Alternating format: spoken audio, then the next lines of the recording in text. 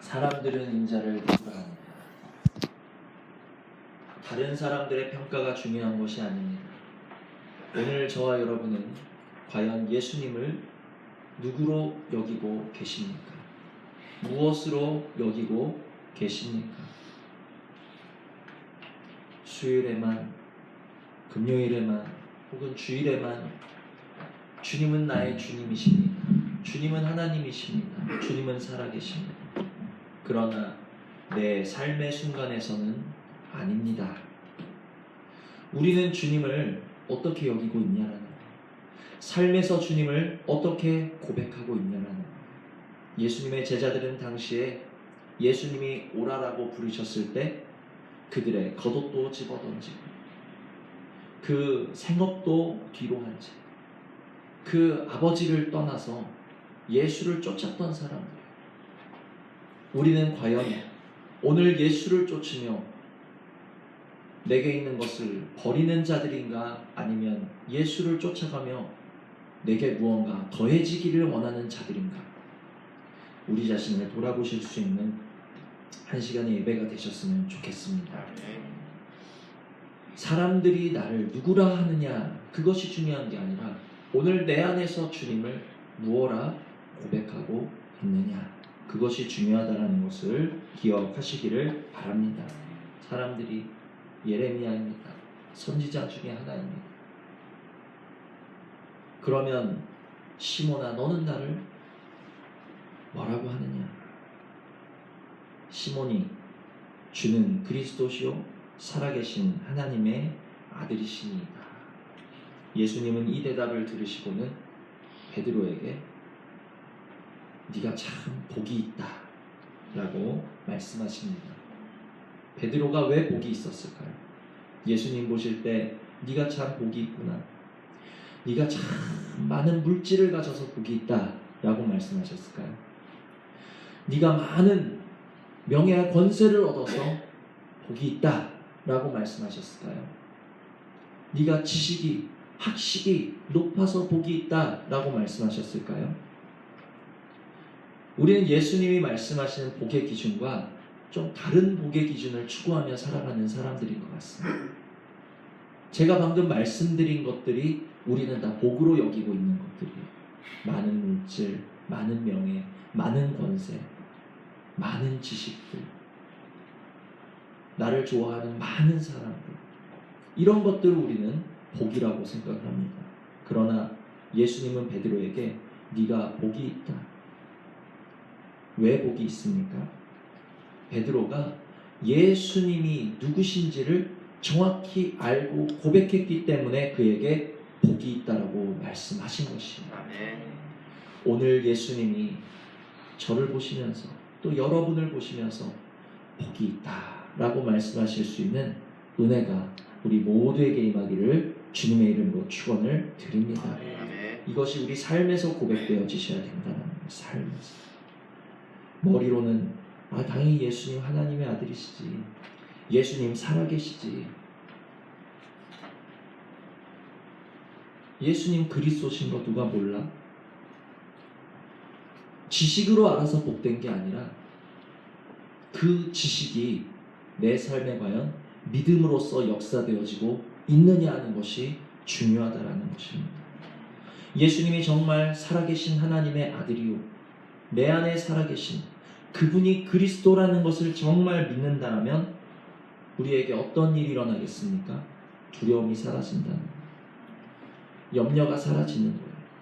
근심이 사라지는 거예요. 살아계신 하나님의 아들이 나와 함께 계시면서 그분이 내 모든 것 되어주시면서 나를 말씀으로 인도하고 계시는데 두려워할 것이 뭐가 있겠냐고. 그런데 이 사실을 머리로만 알고 있지 온전히 믿어드리지 못하기 때문에 우리는 삶에서 길을 보며 좌절하고 문제를 만나 염려하고 사람 앞에서 근심하고 두려워하는 모습이 있다라는 것입니다. 복받기를 소원하실 수 있는 은혜가 있기를 원합니다. 주님, 내게 지식이 아닌 복을 허락하여 주시옵소서. 말씀을 지식으로 듣는 자가 아닌 주가 내 안에 살아계시다라는 것, 그분이 그리스도시다라는 것, 전능하신 하나님이 내 안에 계셔서 나를 지키시고 보호하시고 인도하고 계신다라는 그 사실을 참으로 믿음으로 살아낼 수 있는 믿는 자 될 수 있도록, 그리하여 주님이 나를 보실 때 넌 참 복되다 라고 말씀하실 수 있는 그러한 축복을 나에게 허락하여 달라라고 이 한 시간에 정말 간구하실 수 있는 은혜가 우리 모두에게 있기를 원합니다. 아멘. 그러면서 주님이 이렇게 말씀하십니다. 내가 복이 있도다. 18절, 또 내가 내게 이르노니 너는 베드로라. 내가 이 반석 위에 내 교회를 세우리니. 아멘. 내가 이 반석 위에 내 교회를 세우리니. 교회는 어디에 세워지는 것입니까? 교회는 어디에 세워져요? 제가 많은 사람들을 만나고 많은 목사님들을 만나고 많은 이야기를 나눌 때 교회가 세워지려면 뭐가 필요합니까? 물질이 필요하다고 봐요. 많은 성도가 필요하다고 봐요. 합리적인 경영이 필요하다고 얘기해요. 반석이 필요하다라고 얘기하는 사람은 아무도 못 봤어요. 주님은 반석 위에 교회를 세우리라 말씀하고 계신다라는 것을 기억하시기를 바랍니다. 교회는 반석 위에 세워지는 거예요. 믿음의 반석 위에 교회가 세워진다라는 것을 기억하시기를 바랍니다. 내 안에는 과연 믿음의 반석이신 예수 그리스도가 견고하게 서 계시는가? 내 안에는 믿음의 반석이 있는가? 우리는 그것을 돌아보시고, 우리 행복한 교회는 믿음의 반석 위에 서 있는가? 우리는 그것을 위해서 기도하셔야 된다는 것입니다. 광야에서 행군하던 이스라엘 백성은 요단강을 건너 가나안 땅에 들어갈 때 그들이 가지고 있었던 것 아무것도 없었어요. 광야에서 그들이 얻을 수 있는 것이 무엇이겠습니까? 돌조각밖에 얻을 게 없겠죠. 씨를 뿌려 파종할 수 있는 것도 아니요, 재련소가 있어서 무기를 만들 수 있는 것도 아니었습니다. 그런데 그들은 첫 관문인 여리고성 앞에 당당히 서 있었어요. 그들에게는 손에 무기가 없고 그들이 가진 것은 없지만 그들이 가진 것은 단 한 가지, 반석 같은 믿음이 있었다라는 거예요.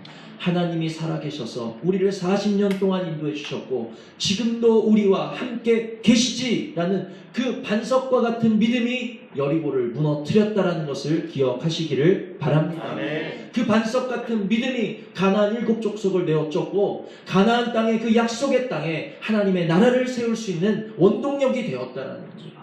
과연 우리에게 오늘 물질이 없다 말하기 전에, 사람이 없다 말하기 전에, 교회를 세울 수 있는 아이디어가 없다라고 말하기 전에 과연 우리에게 믿음의 반석이 견고히 서 있는가를 먼저 돌아보실 수 있는 은혜가 있기를 원합니다. 아멘. 교회가 세워지기 위해서 믿음의 반석 하나면 충분하다라는 거예요. 우리의 손에 아무것도 없어도 우리 교회가 믿음의 반석, 말씀의 반석, 그리스도의 반석에만 견고하게 서 있다라면 우리 교회는 반드시 세움받는 줄 믿으시기를 바랍니다. 아멘. 그래서 우리는 기도하셔야 돼요. 반석과 같은 믿음 허락하여 주시옵소서. 아멘. 주님이 세우시리라 말씀하신 반석 위에 교회를 세우리라 하셨는데 그 반석 같은 믿음이 우리 교회에 있도록 은혜 내려 주시옵소서. 아멘. 우리 늘 그것을 위해서 기도하셔야 된다는 거예요. 그런데 중요한 것이 있습니다. 이 말씀에서 우리가 쉽게 놓칠 수 있는 게 있어요. 내가 이 반석 위에 내 교회를 세우리니. 중요한 것은 주님이 반석 위에 세우고자 하시는 교회가, 주님이 반석 위에 세우고자 하시는 가정이, 주님의 반석 위에 세우고자 하시는 사업체가, 주님이 반석 위에 세우고자 하시는 삶이 누구의 것이냐는 거예요. 교회는 누구의 것입니까? 목사님의 것입니까? 가정은 누구의 것입니까? 아버지의 것이고 어머니의 것입니까? 우리의 사업장은 누구의 것입니까? 사장의 것입니까? 내 삶은 누구의 것입니까? 내 것입니까? 주님은 이렇게 말씀하십니다. 내가 이 반석 위에, 누구의 교회요? 누구의 교회? 내 교회. 내 교회. 내 교회라는 것을 기억하시기를 바랍니다. 아멘. 교회는 주님의 것입니다. 교회만 주님의 것입니까? 내 삶 역시 누구의 것입니까? 주님의 것이라는 거예요. 아멘. 우리를 모두 반석 위에 세우시고 우리를 피값 주고 사셨기 때문에 죽음으로부터, 사망으로부터, 음부로부터, 마귀로부터 예수님이 십자가에 달리시면서 그 흘리신 피값으로 저와 여러분을 사셨기 때문에 이 교회는, 우리들의 삶은, 우리들의 가정은, 우리들의 직장은 누구의 것입니까? 주님의 것이라는 거예요. 주님의 것. 주님의 것입니다. 내 것이 아닌 주님의 것입니다. 소유권을 분명히 하실 수 있는 은혜가 있기를 원합니다. 아멘. 남의 것인데 자꾸만 내 것처럼 갖다 쓰는 사람이 있어요. 내 건데 어떤 사람이 자꾸만 와서 자기 물건인 것처럼 허락도 안 받고 물어보지도 않고 그렇게 가져다가 쓰면 기분 좋을 사람이 누가 있습니까? 아무도 없어요. 우리가 그렇게 하고 있지는 않아요. 주님이 주신 삶인데, 주님이 주신 가정인데, 주님이 주신 교회인데 마치 내 삶인 것처럼, 내 가정인 것처럼, 사람의 교회인 것처럼 주님의 것인 것을 다시 한번 내 마음에 분명히 새겨 주시옵소서. 내 것이라 여기기 때문에 우리가 주님께 여쭙지 않고 내 마음대로 내 소견에 옳은 대로 하는 것입니다. 그러나 세워주신 모든 것이 내 삶까지도 주님 것인 것을 우리가 인정한다면, 분명히 깨닫는다면 우리는 내 뜻대로가 아닌 주님의 뜻대로 인도해달라고 매 순간 매 시간 주님 앞에 엎드려 간구할 수밖에 없는 자들이 된다는 것을 기억하시기를 바랍니다. 그래서 내 삶에 인도하심을 구하는 그 사람, 걸음걸음을 주님께 맡기는 그 사람, 내 삶을 주님 것으로 인정하는 그 사람이 바로 누구인가? 주님이 반석 위에 세워주신 사람이라는 것을 기억하시기를 바랍니다. 주님이 반석 위에 무엇을 세우셨다고요? 내 교회를 세우신다는 거예요. 내 것을 세우신다는 거예요. 우리 것, 사람의 것을 세우시는 것이 아니라 주님의 것을 어디에? 반석 위에 세우신다. 내 삶을 반석 위에 세우셨다면 나는 내 삶을 내 것이라 주장하는 자가 아닌 주님의 것으로 올려드리고 인정하여드리고 맡겨드리고 기도하는 자라는 사실입니다. 이해가 되십니까? 아멘. 그가 바로 주님이 세우신 사람이라는 거예요. 반석에 내 교회를 세우신다는데 모래 위에 내 집 세운 사람은 주님께 여쭙지 않는 사람이라는 거예요. 모래 위에 내 교회 세운 사람은 주님의 인도하심 받지 못한다라는 거예요. 그러나 반석 위에 세운 사람은 주님의 것임으로 주님께 드리고, 주님의 것이므로 주님께 묻고, 주님의 것이므로 주님께 맡기고, 주님의 것이므로 주님을 인정하는 그가 바로 반석 위에 세움받은 교회요, 삶이요, 가정이요, 직장 되는 줄 믿으시기를 바랍니다. 우리는 주님 주신 삶 속에서 단지 충성으로 말씀의 좋은 열매를 맺어나가는 청지기들일 뿐이라는 사실을 어느 순간이라도 잊으셔서는 안 된다는 사실을 기억하시기를 바랍니다. 그러면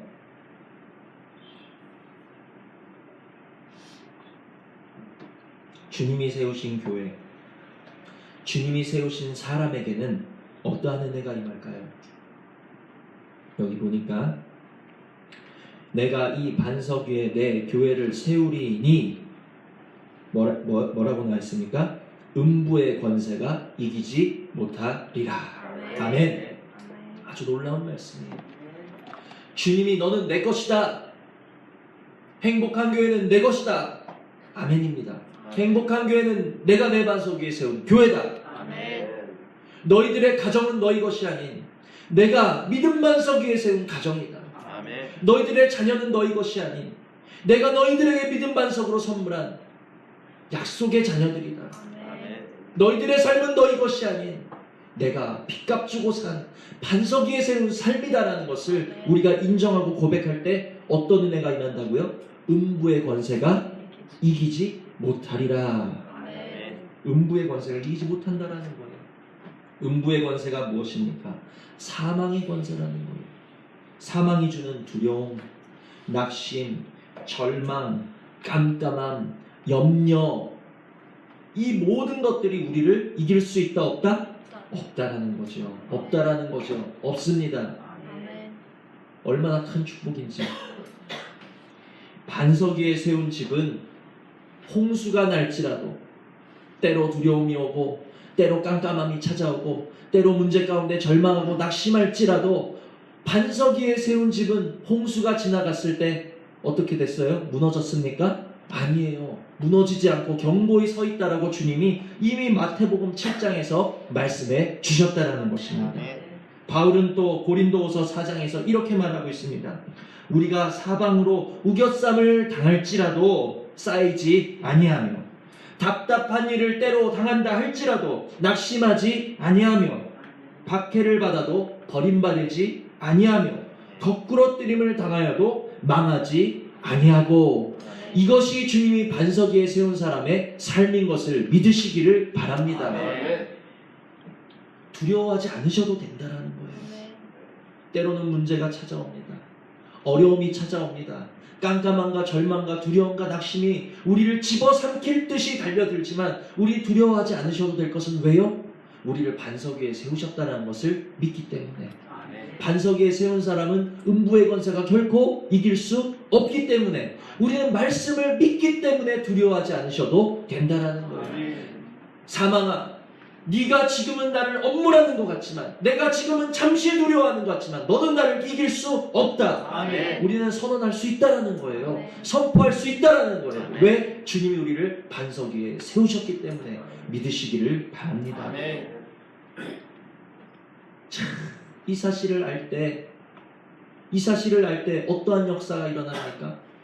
풍랑이 그렇게 몰아치는 바닷속에서도 배 밑에 내려가서 단잠 자는 그 사람이 하나님의 사람입니다. 베드로가 어떤 일이 있었습니까? 사도행전 12장 보니까 헤롯이 그 야고보인가요? 예수님의 형제를 못 베어 죽인 것을 유대인들이 기뻐하는 것을 보고 이제 인심을 얻고자 이제 베드로까지 잡아가지고 내일이면 베드로를 공개 처형하려고 오늘 옥에 가두어서 두 발에 착고를 째우고 양쪽에 군사들과 함께 베드로가 잡혀있는 상황인데, 베드로는 뭐하고 있습니까? 사도행전 12장 6절 보니까 자고 있어요. 깊이 잠들었어요. 천사가 그를 깨우는데 옆에서 속삭여도 베드로가 일어나지 않아요. 흔들어도 베드로가 일어나지 않아요. 어떻게 깨우는 줄 아십니까? 옆구리를 쳐서 깨웁니다. 옆구리를 쳐서 깨울 정도로 베드로가 깊은 잠에 들어간 거예요. 다음날 목이 잘려 죽을 사람이. 음부의 권세는 우리를 해할 수 없다는 것을 믿으시기를 바랍니다. 음부의 권세가 우리를 이기는 것이 아니라 도리어 하나님께서는 반석 위에 세운 교회, 반석 위에 세운 우리 가정, 반석 위에 세운 우리의 삶을 세우시는, 권능으로 세우시는 줄 믿으시기를 바랍니다. 우린 그것을 바라보셔야 돼요. 지금 왜 나에게 이런 사망이 왔지, 낙심이 왔지, 두려움이 왔지, 깜깜함이 왔지, 하나님 살아계신 거야, 어떻게 하지, 어쩌면 좋지, 두려워하고 쩔쩔매고 낙심할 필요가 우리에게 있다 없다? 없다는 거죠. 음부의 권세는 우리를 이길 수 없고 해할 수 없고, 도리어 섰든지 넘어졌든지 제 주인에게 있음에 저가 어떻게 해요? 세움을 받으리니. 음부의 권세는 우리를 해할 수 없고 도리어 하나님께서 우리를 세우시는 권능으로 세우신다라는 것을 믿으시기를 바랍니다. 그러면서 베드로에게 이렇게 말씀하십니다. 내가 천국 열쇠를 내게 주리니. 천국 열쇠를 주신다. 제가 이 말씀을 묵상하고 준비하게 된 계기가 있습니다. 월요일날 시차례를 갔는데 목사님이, 앞에 말씀 전하신 목사님이 이런 말씀을 하시는 거예요. 자, 여러분이 큰 기업체의 사장이라고 한번 생각해 봅시다. 금고 열쇠를 가졌는데 이 금고 열쇠를 누구에게 맡기시겠습니까? 아무에게나 맡기시겠습니까? 회사의 전 재산과 모든 비밀과 각종 중요한 것이 들어있는 그 금고의 열쇠를 누구에게 맡기겠냐는 거예요. 믿지 못할 사람에게 맡기겠습니까? 누구에게 맡깁니까? 믿을 사람에게 맡긴다는 거예요. 믿음 가는 사람에게 맡긴다는 거예요. 내가 믿을 만한 사람에게 맡긴다는 거예요. 그때 저는 눈물이 흐르면서 정말 하나님의 은혜가 순간 임하는데 이 말씀과 동시에 임한다. 세상에 주님이 나를 믿어주신다. 주님이 쓸모없는 자를 믿어주신다. 주님이 연약한 자를 믿어주신다. 주님이 오늘 이 실패하고 넘어지고 나약하고 때로는 육신에 굴복하는 이 나를 믿어주신다. 주님이 여러분을 믿어주고 계신다는 것을 기억하시기를 바랍니다. 이 구원의 은혜는 아무에게나 주신 것이 아닙니다. 이 천국의 열쇠는 아무에게나 주신 게 아닙니다. 천국의 열쇠를 주신 증거가 무엇입니까? 우리가 하나님께 은혜를 구하기만 하면, 기도로 구하기만 하면 하늘 문을 여시고 우리에게 은혜를 주십니까? 안 주십니까? 주신다라는 거예요. 그게 천국의 열쇠라는 것을 믿으시기를 바랍니다. 우리가 응답을 구하기만 하면 주님께서는 하늘 문을 여시고 우리에게 말씀하시고 응답하여 주신다라는 것. 그게 천국 열쇠라는 거예요. 그 천국의 비밀을, 그 천국의 그 열쇠를 누구에게? 나에게, 여러분에게, 아무에게나 주신 게 아니라 내가 믿을 만한 너에게 이것을 맡긴다. 저를 믿어주신다라는 사실이 그 순간에 얼마나 저에게 정말 은혜를 넘어서, 정말 제가 시찰에 가서 말씀 듣다가 눈물을 흘려보기는 그때가 처음이었어요. 주님이 나를 믿어주셔. 주님이 나를 믿어주셔. 주님이 여러분을 믿어주고 계십니다. 사람은 나를 못 믿을 사람으로 여길지 몰라도 내 지금의 모습만을 바라보며 내 지금의 형편만을 평가하면서 사람은 우리를 믿지 않을지 몰라도 하나님께서는 저와 여러분을 믿어주고 계신다는 사실, 믿어주고 계신다는 사실을 기억하시기를 바랍니다. 주님은 지금을 보고 우리를 믿어주시는 게 아닙니다. 베드로가 이 고백을 한 바로 직후에 뭐라 얘기합니까? 십자가 지신다는 예수님의 말씀에 그리하실 수는 없습니다. 예수님 대번의 말씀, 사단아 내 뒤로 물러. 또 십자가에 달리시는 주님을 3번이나 부인하는 그런 베드로에게, 내가 천국 열쇠 줬는데 넌 어떻게 나한테 그럴 수 있니? 다시 이리 내. 뺏어가시는 것이 아니라 예수님은 이미 알고 계셨어요.